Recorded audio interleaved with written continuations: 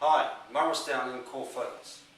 You know, I'm often asked by clients, what are the pitfalls that we need to be aware of when we're writing tenders and trying to win business? And I thought, let's just have a conversation this afternoon or today about the 5 classic tender traps that I've come across in all of my experience working inside government chairing evaluation panels. Now, what I'm going to share with you this afternoon comes exactly from that experience. It's my experience being inside that tender evaluation room and witnessing what makes the difference between tenders that win and tenders that lose. Let's make a start. Now, it's often useful in this situation to use a model or a metaphor. So what I'm doing here is, the bag of money over there represents the tender.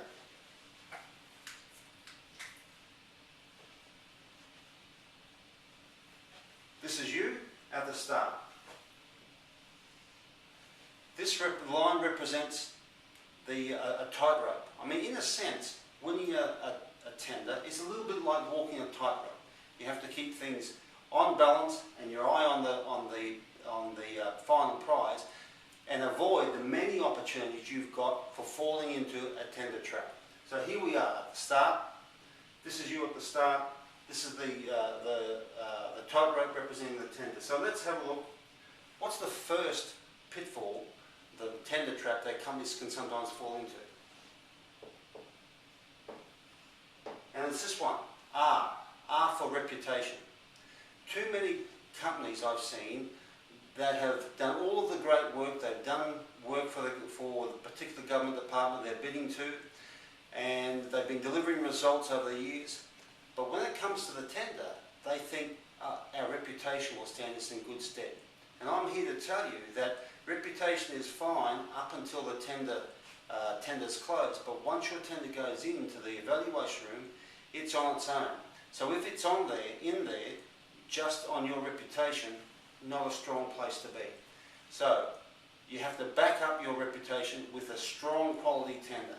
So please, if you want to avoid the first tender trap, don't rely just on your reputation, put a strong tender in as well.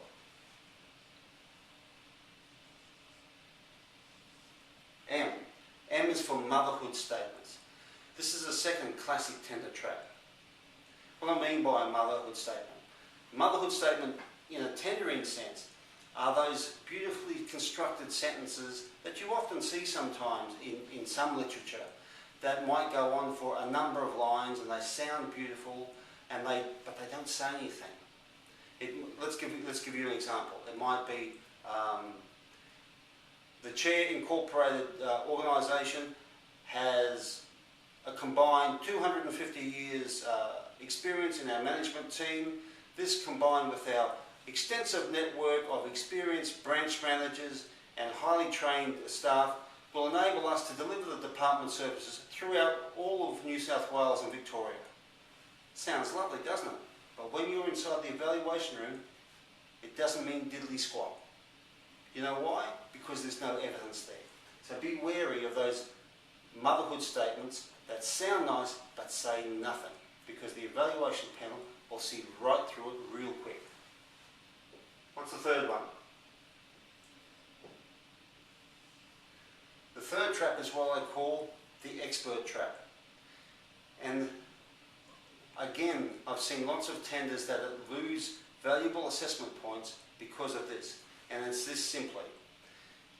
Lots of us have been running our business, or you've been running your business for perhaps a number of years, and I'd hazard a guess that you really know what you're doing. Otherwise, you wouldn't still be in business. The trouble with that, though, when it comes to tendering, is that you will often undersell yourself and not give the evaluation panel the detail that they're looking for.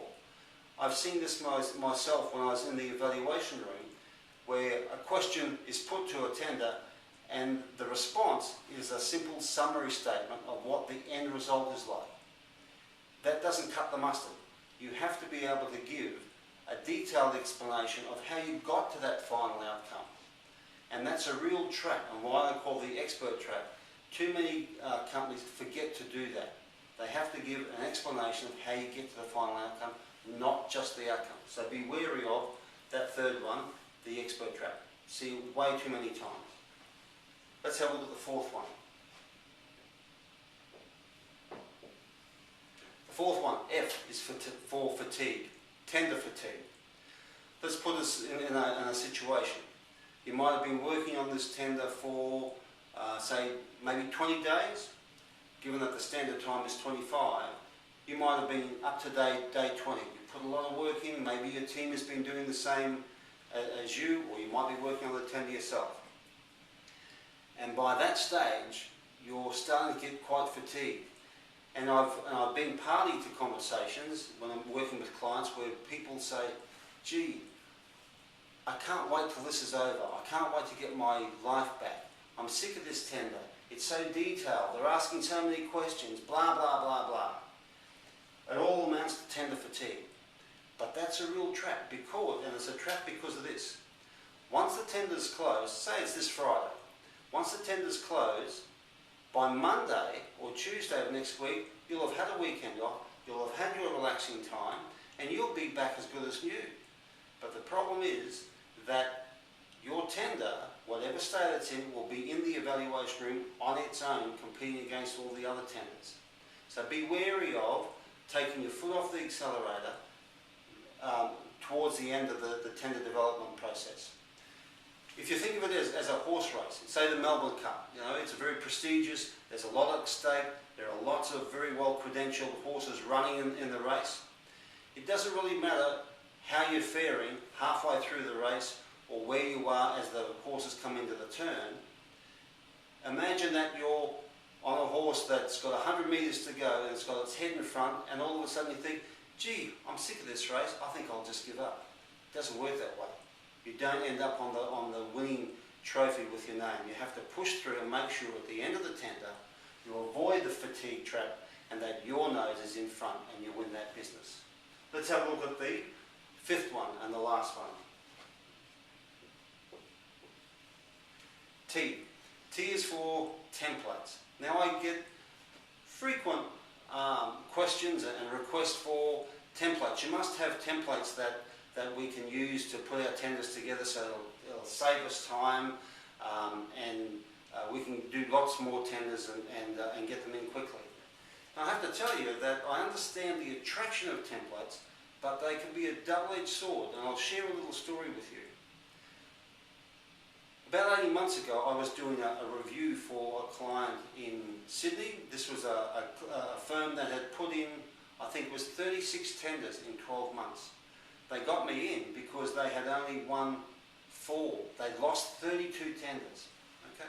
Now, when it got in there and started to review what they were doing and having a look at some of their tenders, it was very clear that they had a great template system. They could turn out tenders really quickly. The problem is that the tenders often bore no resemblance to what the actual tender document was asking for. Okay? So be wary of that. Okay? Be wary of the templates. I understand there's efficiencies, but be careful of that. So there you have it. 5 of the classic tender traps that you can possibly fall into at the start of your tender here, over to the point